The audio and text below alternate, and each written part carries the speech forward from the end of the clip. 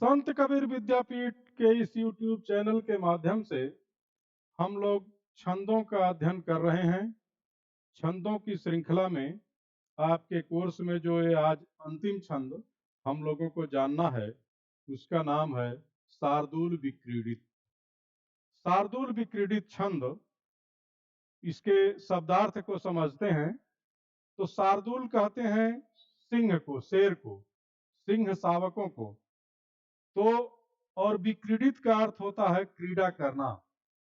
तो सिंह के शावक जब क्रीड़ा करते हैं, उछल कूद करते हैं, तो उसके गति का जो क्रम होता है, कितनी दूर तक उछलेंगे, कितनी दूर तक दौड़ेंगे, इसका क्रम निश्चित नहीं होता है। इसी प्रकार से इस छंद में भी बार बार लघु गुरु इस प्रकार वर्ण आते हैं। तो इस कारण से ही संभवतः इस छंद का नाम हमारे आचार्यों ने रखा शार्दूल विक्रीडित। इसका लक्षण है सूर्यस्यर्यदिमः सजौ सततगा शार्दूलविक्रीडितम्। सूर्यस्यर्यदिमः सजौ सततगा शार्दूलविक्रीडितम्। अब इसमें पहला जो शब्द है सूर्यास्वर्यदि, तो इस पर ध्यान देंगे। सूर्य या आदित्य, इनकी संख्या है 12। महर्षि कश्यप और अदिति की 12 संतानें, 12 पुत्र हैं। उसमें इंद्र सबसे बड़े हैं और उपेंद्र यानी वामन सबसे छोटे हैं। तो इस प्रकार देवता लोग 12 भाई हैं। तो सूर्य या आदित्य जब कहा जाएगा तो 12 संख्या का बोधक होगा। और फिर है अश्व। तो अश्व जब कहेंगे तो भगवान सूर्य के रथ में 7 घोड़े जुते हुए हैं, ऐसा हमारे शास्त्रों में बताया गया है। तो सूर्य और अश्व ये दो शब्द हो गए, यानी 12 और 7 की संख्या का बोधक है। तो 12 और 7 पर इस शार्दूल विक्रीडित छंद के प्रत्येक चरण में यति होगा। 12 और 7, तो 12 और 7 मिलाकर के हो गए 19 वर्ण, यानी इसके प्रत्येक चरण में 19 वर्ण होंगे। अब इसमें फिर जो गणों का क्रम है उसको बताया कि मह सजौ सततगा, यानी मह माने म गण, जौ मह के बाद स माने स गण, जौ माने जय गण, फिर स है तो स गण, और त 2 बार है तो 2 त गण, और गाह माने गुरुवर्ण, एक गुरुवर्ण। म गण, स गण, जय गण, स गण, 2 त गण और 1 गुरुवर्ण। तो ये 6 गण हो गए। 6 गुणे 3 यानी 18 वर्ण और 1 गुरुवर्ण 19 वर्ण एक चरण में हो गए। तो यति के हिसाब से भी 19 वर्ण हो गए और इन गणों के हिसाब से भी 19 वर्ण इसके प्रत्येक चरण में हो गए। तो ये जो इसका लक्षण है ये पूरा होता है। सूर्या स्वैर्यदि मह सजौ सततगा शार्दूल विक्रीडितम। म गण, स गण, जय गण, स गण, 2 त गण और 1 गुरुवर्ण, इस प्रकार 19 वर्ण इस शार्दूल विक्रीडित छंद के प्रत्येक चरण में आएंगे। अब इसके बाद हम लोग चलते हैं उदाहरणों पर। तो अभी कल ही हम लोगों ने माँ सरस्वती की वंदना किया है बसंत पंचमी के इस पावन पर्व पर। उसकी आप सबको बहुत बहुत शुभकामना भी। और ये जो सरस्वती वंदना हम लोग बचपन से सुनते चले आए हैं, तो उसके 2 छंद यहाँ पर हैं, 2 श्लोक हैं और वो दोनों ही शार्दूल विक्रीडित छंद में हैं। या कुंदेन्दु तुषार हार धवला या शुभ्रवस्त्रावृता या वीणावरदण्डमण्डितकरा या श्वेतपद्मासना या ब्रह्माच्युत शङ्कर प्रभृतिभिर्देवैः सदा वन्दिता सा मां पातु सरस्वती भगवती निःशेषजाड्यापहा शुक्लां ब्रह्मविचारसार परमाम् आद्यां जगद्व्यापिनीम् वीणापुस्तकधारिणीमभयदाम् जाड्यान्धकारापहाम् हस्ते स्फाटिकमालिकां विदधतीं पद्मासने संस्थितां वन्दे तां परमेश्वरीं भगवतीं बुद्धिप्रदां शारदाम्। अब इन दोनों श्लोकों में ही जो गणों का क्रम है और मात्राएं हैं ये इस पर लिखा हुआ है, स्क्रीन पर आप देख सकते हैं। तो या कुंदेन्दु तुषार हार धवला, यहाँ पर यति होगी, यहाँ 12 वर्ण पूरे होंगे। और फिर या शुभ्र वस्त्रावृता, ये 7 वर्ण होंगे।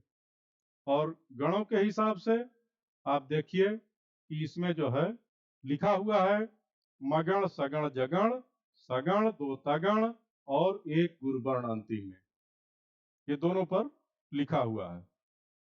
इसके बाद हम लोग अर्थ इसका आप सब सामान्य रूप से समझते ही होंगे।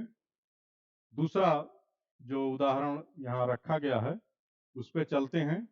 तो ये उदाहरण है विश्व प्रसिद्ध कविकुल गुरु कालिदास के अभिज्ञान शाकुंतलम नामक नाटक से लिया गया है। तो उसको आप देखिए कि ये प्रसंग ये है कि शकुंतला अपने पति के घर जा रही है, राजा दुष्यंत के यहाँ विदा हो रही है। तो शकुंतला के जो पिता हैं महर्षि कण्व, वो अपने आश्रम के आसपास के पेड़ पौधों और वनस्पतियों से भी उस विदाई की अनुज्ञा मांगते हैं। किस प्रकार से, वो उसका वर्णन इसमें है। पातुम न प्रथमं व्यवस्यति जलम युष्मा स्वपीते सुया नादत्ते प्रियमण्डनापि भवतां स्नेहेन या पल्लवम् आद्देवः कुसुम प्रसूति समये यस्या भवत्युत्सवः सेयं याति शकुन्तला पतिगृहम् सर्वैरनुज्ञायताम्। वे कहते हैं कि शकुंतला अपने पति के घर जा रही है, आप सभी लोग आज्ञा प्रदान करें। अब वो शकुंतला कौन है, कैसी है और उन वनस्पतियों वृक्षों के साथ उसका व्यवहार कैसा है, इसको बताते हुए वो आज्ञा मांग रहे हैं कि शकुंतला जब पौधों को पानी दे लेती थी तभी वो स्वयं जल ग्रहण करती थी और उसको पुष्पों से, पल्लवों से आभूषण बनाने का बहुत शौक था, उसको बहुत प्रिय था। लेकिन उन पौधों को कष्ट न हो इस कारण से वह पुष्पों को नहीं तोड़ती थी। और जब उन पुष्प के पौधों में पहली बार पुष्प लगता था, खिलता था, तो वह उत्सव मनाती थी। उसके लिए समय उत्सव जैसा होता था, त्योहार जैसा होता था।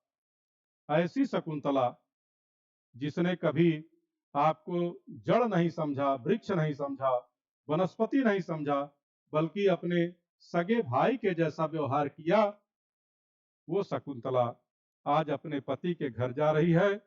आप सभी अनुज्ञा प्रदान करें। अब आप देखिए कितने उच्च भाव का ये वर्णन है।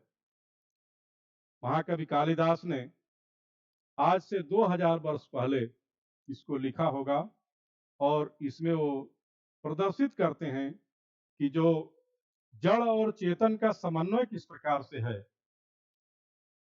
पौधे जो हैं, वनस्पतियां जो हैं, वो भी हमारे चेतन जगत से, हमारे मानव जीवन से किस प्रकार से परिवार का भाव है उनके साथ, किस प्रकार का ये एक उच्च मानदंडों का वर्णन है। अब इसमें भी जैसा पहले बताया गया है उसी प्रकार से इसमें भी गणों की रचना है कि मगण, सगण, जगण, सगण, दो तगण और अंत में एक गुरुवर्ण। इसी प्रकार से इसके चारों चरणों में ये तय है और चारों चरणों में ही ये घटित होगा। फिर इसके बाद एक उदाहरण और है, तो इसको भी आप देखिए। ये उदाहरण भर्तृहरि के नीत शतक का है और एक अन्योक्ति के माध्यम से वो हम सबको संदेश देते हैं और वो कहते हैं कि एक चातक पक्षी होता है, चातक पपीहा जिसको कहते हैं। तो पपीहा पक्षी के बारे में ऐसा कहा जाता है कि वह केवल स्वाति नक्षत्र जब बरसता है तो उसी का जल वो पीता है। तो उस चातक को संबोधित करते हुए सभी मानवों के प्रति संदेश भर्तृहरि का है कि वो कहते हैं कि रे रे चातक सावधान मनसा मित्रक्षणं श्रूयताम् अम्भोदा बहवो हि सन्ति गगने सर्वेऽपि नैतादृशा केचिदभिष्टिभिराद्रयन्ति वसुधाम् गरजन्ति केचिद् वृथा यं यं पश्यति तस्य तस्य पुरतो मा ब्रूहि दीनं वचः। वे कहते हैं कि हे चातक, सावधान होकर के, हे मित्र, एक क्षण के लिए मेरी बात सुनो। आकाश में बहुत से बादल हैं लेकिन सभी एक जैसे नहीं हैं। कुछ तो वृष्टि करके धरती को शीतल करते हैं, तरल करते हैं और कुछ व्यर्थ में ही गर्जना करते रहते हैं।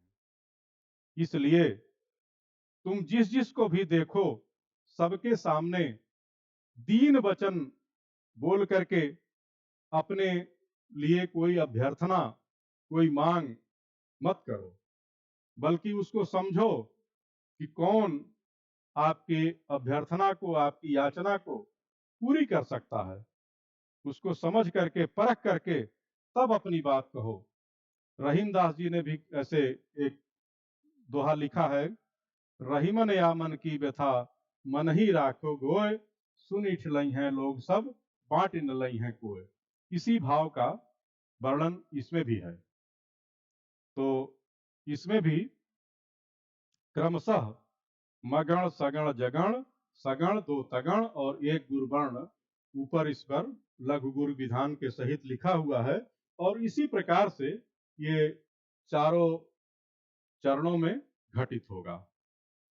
तो मैं समझता हूं कि इन विभिन्न उदाहरणों के माध्यम से और जो शार्दूल विक्रीडित छंद का लक्षण है कि सूर्या स्वैर्यदि मह सजौ सततगा शार्दूल विक्रीडितम, यानी सूर्य आदित्य 12 और उनके जो सूर्य के घोड़े हैं 7, 12 और 7 पर इसमें यति होगी, विराम होगा। और जैसे इसमें है रे रे चातक सावधान मनसा, यहाँ 12 वर्ण इसके पूरे होते हैं, यहाँ यति होगी। मित्र क्षणम श्रूयताम, फिर इधर 7 वर्ण है तो यहाँ पादांत यति होगी। और इस पर लिखा हुआ है, जैसा इसको भी आप देख सकते हैं, मगण, सगण, जगण, सगण, तगण, तगण, ये 6 इसमें जो है गण है और अंत में एक गुरु वर्ण है। ये अब तक के व्याख्यायित छंदों में सबसे लंबे छंद हैं और इसके पहले जो छंद हमने बताए थे वो सब 8 वर्ण से लेकर के और 17 वर्ण तक थे। इस छंद में 19 वर्ण एक चरण में हैं। तो ये बात आप ध्यान में रखेंगे। मैं समझता हूँ शार्दूल विक्रीडित छंद आपको हमेशा ध्यान में रहेगा। इसी के साथ आज छंद का प्रकरण यही पूरा होता है। संत कबीर विद्यापीठ के इस YouTube चैनल के माध्यम से लगातार लोग, हमारे विद्यार्थी हमसे जुड़ते जा रहे हैं और अब तक बहुत अच्छी सफलता इस चैनल को प्राप्त हुई है। आप सबका इसमें बहुत सहयोग है। अब तक लगभग 5000 लोगों ने इसको सब्सक्राइब किया है। लाखों लोग देख रहे हैं। आप सब तक ये चैनल पहुंच रहा है और अधिक से अधिक लोगों को इससे जोड़ने का प्रयास करके हम सबका सहयोग करें, जिससे हमारे स्नातक के विद्यार्थी, चाहे वो जिस भी कॉलेज में, जिस भी विश्वविद्यालय में पढ़ते हों या प्रतियोगी परीक्षाओं की तैयारी कर रहे हों, उन सब के लिए ये चैनल बहुत ही उपयोगी और महत्वपूर्ण सिद्ध हो, ये शुभकामना है हमारी। बहुत बहुत धन्यवाद।